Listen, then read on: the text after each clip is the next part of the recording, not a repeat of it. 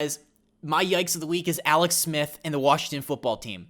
Alex Smith had that comeback player of the year. He had captivated the entire sports world when he came back from that horrific broken leg, and he went 5-1 down the stretch with the football team. He was the reason why they were able to get into the playoffs this year.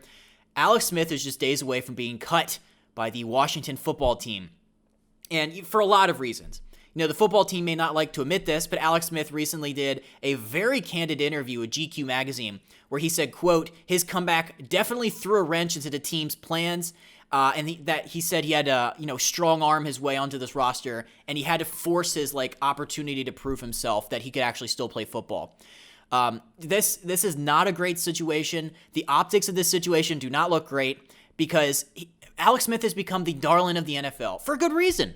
This man almost died. If you've watched even a second of that E60 talking about his comeback, the horrific pictures that make you just want to vomit, all the surgeries, the months in the hospital, relearning how to walk, and then to go back out there and to lead the football team to an NFC East division crown, you would think that the football team and Alex Smith would have this great harmonious relationship.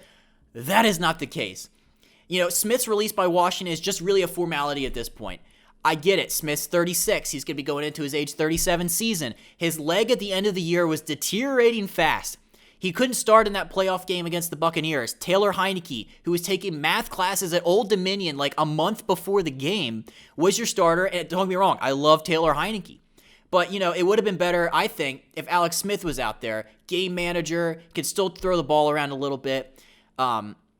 And his release, it does save the football team $14.7 million against the cap. That is awesome. They're going to take the dead cap space, and he was supposed to be making a little bit. So 14.7 is actually really good for the football team.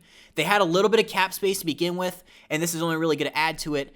But Smith's a folk hero. That guy, he earned everything that he had coming to him, in terms of the comeback player of the year, the accolades, all this great stuff. His first game when they put him in against the Rams, when Kyle Allen went out, and he went back in there and he took an Aaron Donald sack like a champ.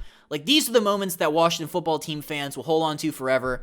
But here's the thing: Smith only played 10 games for the football team. He played 82 for the Niners. He played 81, I think, for the Chiefs. He was there for a lot longer for both of those cities.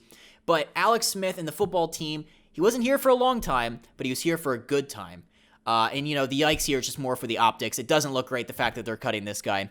However, they had to make this move. If Taylor Heineke is their starter, if they're going to try to trade for somebody like a Deshaun Watson next year, they got to do something more long-term. And I don't know how much left Smith has in the tank. Smith says he still wants to get out there and play. There's a couple options being thrown around right now. The Bears, the Niners, some of these teams.